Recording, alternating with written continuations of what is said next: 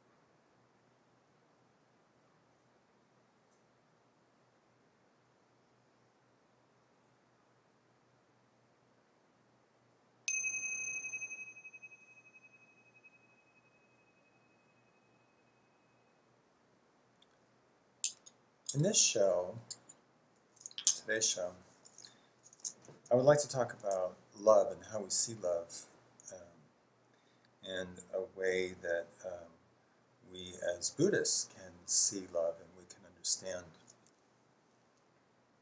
what love is. Normally, we have a lot of things. We have the sculptures that say love, and we have the Hallmark cards that say love, and we have all these various things and this idea of love in our society. And yet, the reality is, in if you in your understanding of emptiness, the reality is that we do not author love. Um, the love that we author is more likely to be conditional love. That is a love that we can give or take away. Um, we can say that we love someone, and then if they do something, or our dog or something, and then if they do something we don't like, then we feel that we don't love them, and perhaps we even tell them as such. But we feel that we love and we don't love, and that others will say that they're incapable of finding love, that love is not there for them. And yet the reality is that we don't author love. Love is in the movement of emptiness. So the movement of emptiness is love. And so we can start with saying that this glass of water is a glass of love, unconditional love. And as such, we can make that statement, and if we have a drink of water, we can see ourselves as drinking love. Now, how can I make a statement like that? All parts of emptiness, all things in emptiness, are about love. Love is in every aspect. If we look for it in every appearance, we will find it. If we don't look for it, if our dualistic nature stands in the way, and we are attached to certain thoughts about appearances, we won't see it. But if we look for love in every appearance, we will find it. So so it's there, and our sense of love then becomes a reflection of the love that's in emptiness, or we could say that we reflect the love that's already there. So the contemporary idea is that we author love, that we are the source of love, and that without us, love does not exist. But the reality is that love is already in the universe of emptiness, and we simply reflect it. So if water is love, why is water love? Well, water allows us to exist. Water allows us to continue to see appearances, to experience phenomena. Food allows us to exist. It allows us to continue to experience phenomena, appearances. all things that we seek, all things that allow us to continue um, and support us are really what we can refer to as love. This is love. This is how we accept love. So like all things in Buddhism, we learn that the reality is really quite different than the dualistic reality that we assume that the world exists in. That we assume that movement is something that we only see with our eyes. But in fact, movement and emptiness is, we perceive it with our ears, with our tongue, with our nose, with our sense of touch, and also with our eyes, and also with our mind. So if we perceive the movement of emptiness as such and all these things, then we also perceive love in all of these things. And we need to begin to look for love. If we look for love in every appearance, we will find love in every appearance. And this is not some tortured explanation of how love is there. If we look for it, we will find it. If our practice is a clear light practice and we look for clear light, we look for the universal, we look for love in all appearances, then we will find love in all appearances.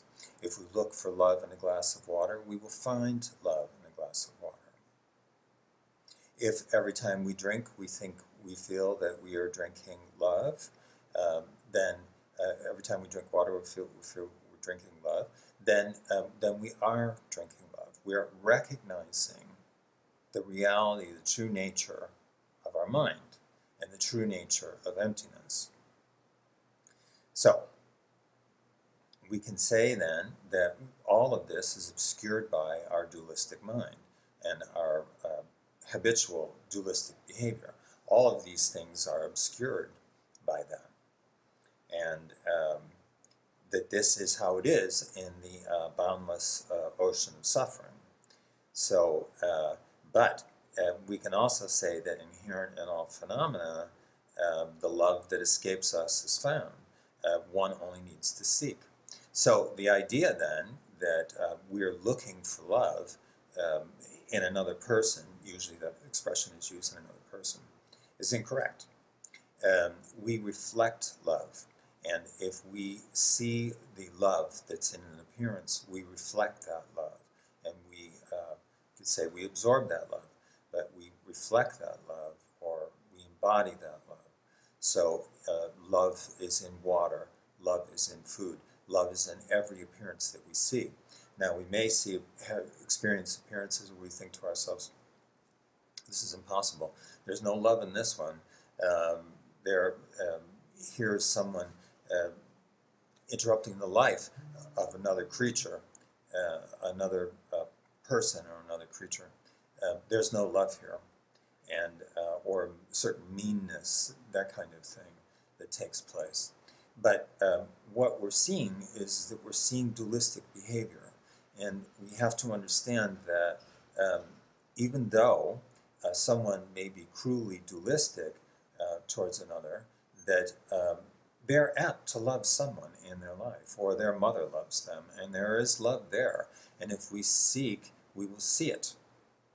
So we need to continue to see it. We don't want our dualistic habitual nature to stand in our way. And if we are not seeing love in a certain situation, then that's the test right there. That's the litmus test. That is the test that says that dualism is standing in our way. We are continuing to be dualistic at that time. Now, so we want to, remember, we want to see all appearances really as one after another, the next appearance, the next appearance, the next appearance. Don't be attached. Don't hold on to the last appearance that comes by. Let go of that last appearance, and see your appearances really as water mixing with water. If we take one container of water and pour it into another container of water, it mixes.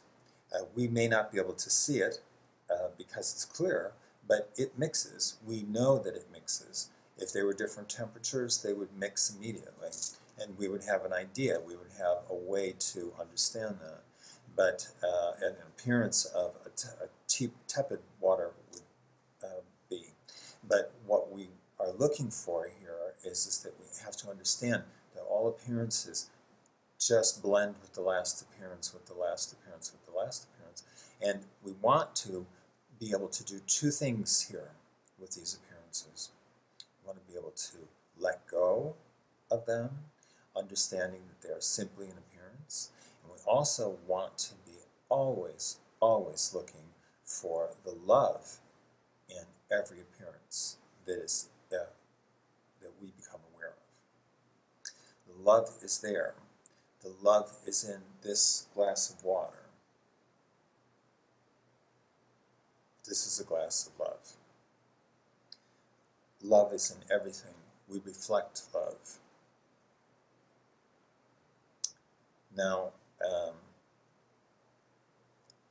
so I have some questions to get to, and I will get. Okay. So the question for this week is about something that I spoke about one or two shows back, and that is about how is it that nothing enters or exits the mind.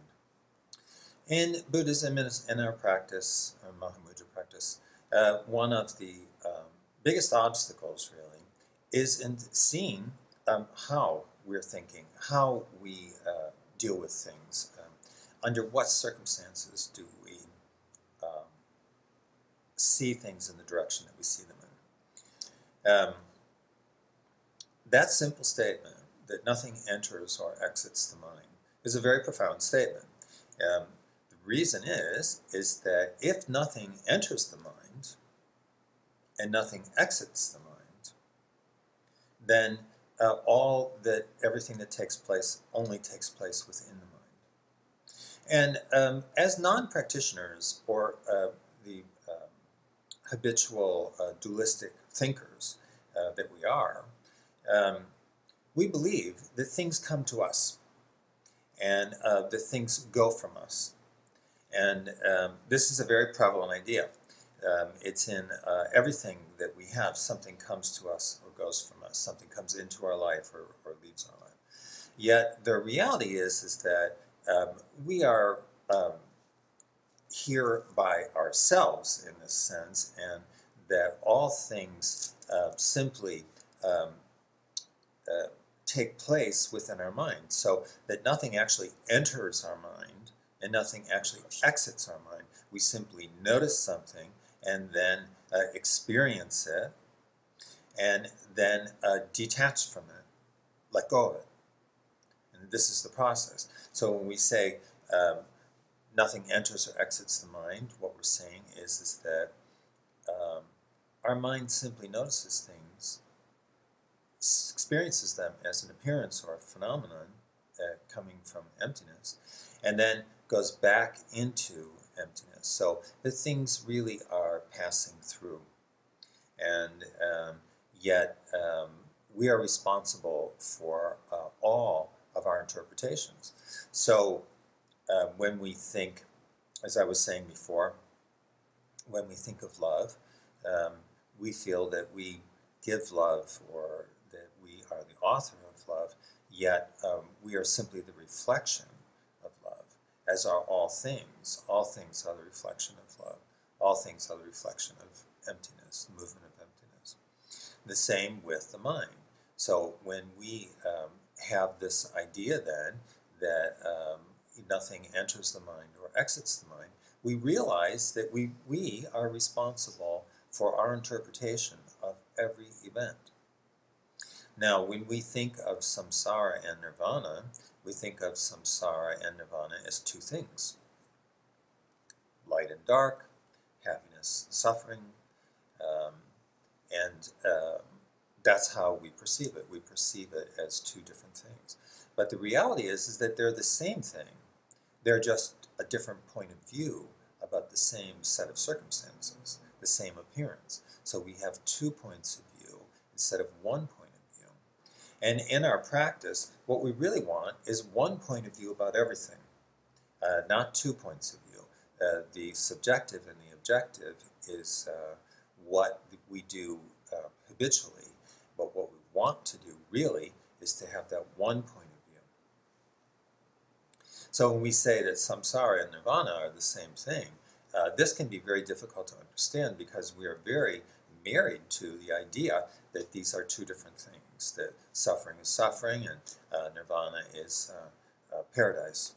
And yet, if we are seeing clear light in everything, if we are seeing love in all things, then we are also understanding that if love can exist in the darkest appearances and the lightest appearances,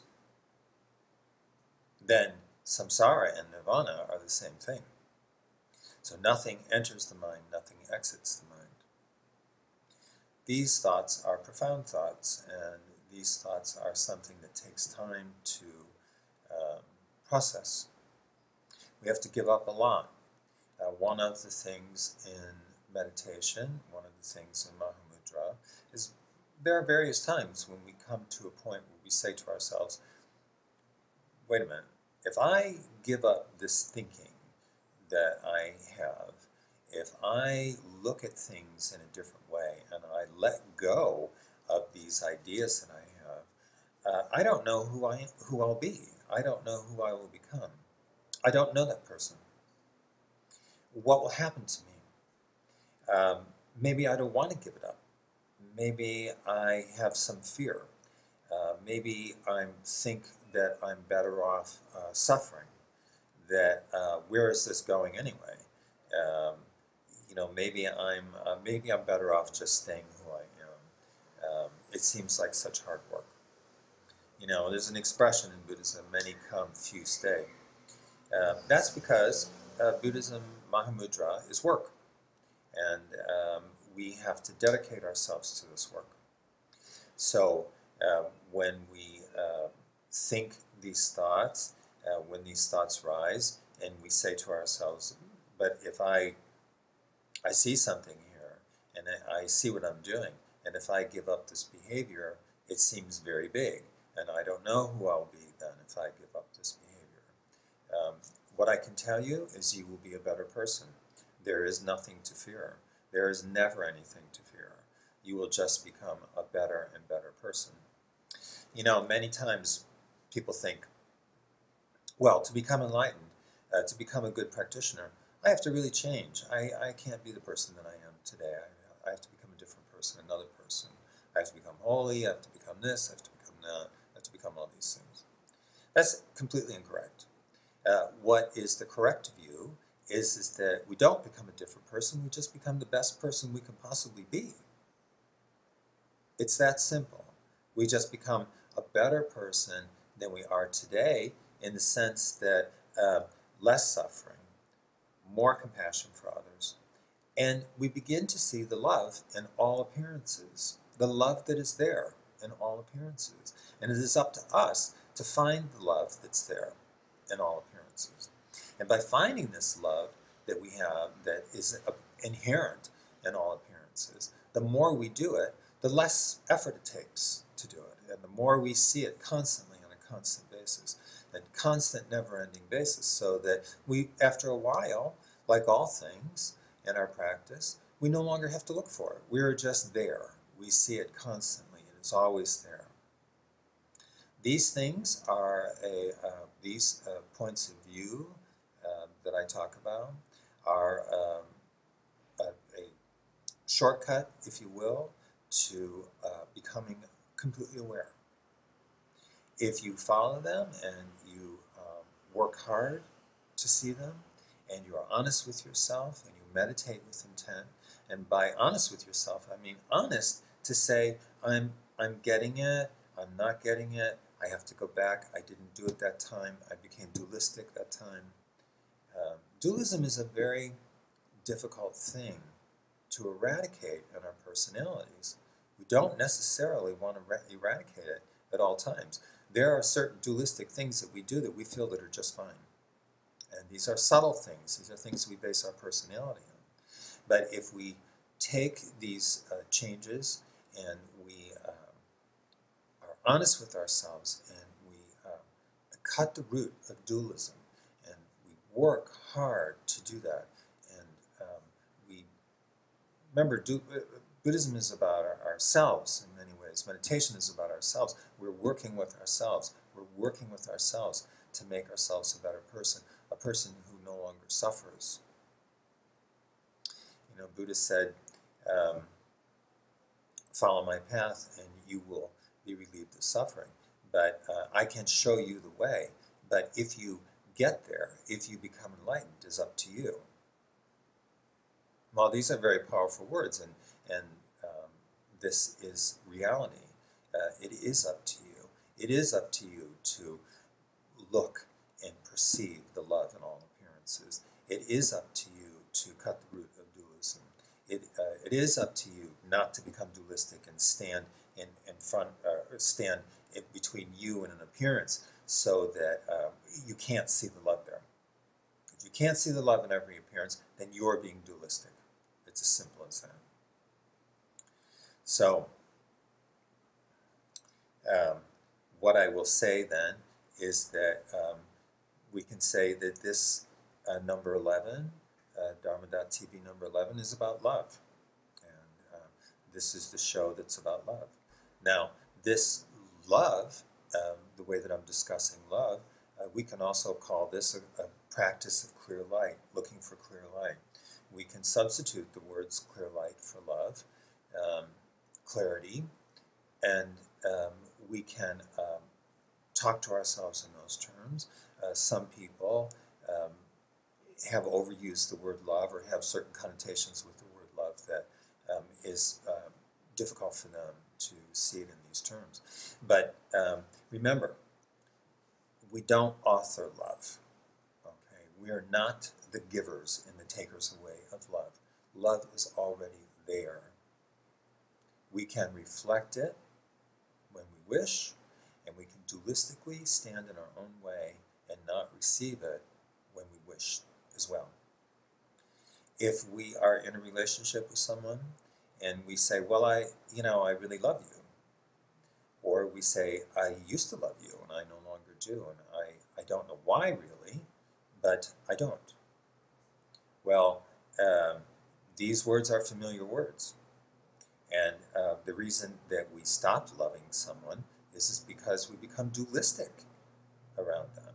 We see them in dualistic terms, and we see them in such strong dualistic terms that we can no longer see the love that we once saw them in them.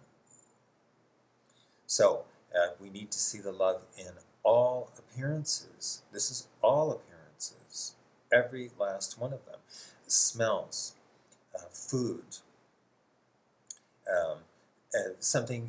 anything that we experience with our tongue, anything we experience with our nose, anything we experience with our ears. Musicians make music, and they're making sounds that they love, and they feel that they're putting out love.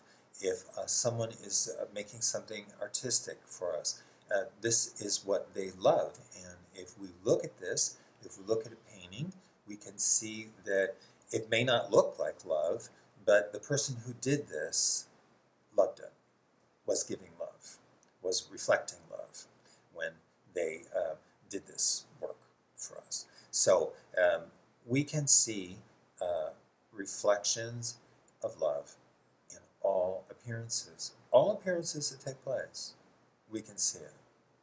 You can use your investigative ability, your ability to be cognizant, to look for love. It's very important that we look for love. So we can call this a clear light practice, and we can say that we have a practice of looking for clear light, looking for the universal in all things. It's there. It's right there, right in front of us. All we need to do is open ourselves up to it. But we become dualistic and stand in the way. I like this smell. I don't like that smell. And it all comes down to our dividing into good and bad. If we stop dividing into good and bad, if we simply experience things, and the way that we can do that is to become one who only looks for love. Only looks for love in phenomena. Only looks for love in a appearance. If we only look for love in it, We'll be so busy looking for love, we won't have time to be dualistic. And dividing into good and bad, we'll not even enter into it. So this is one of the big keys to becoming aware. We can be aware of all things if we are aware of the love in all things. So that's it for this show. And bye-bye. Bye.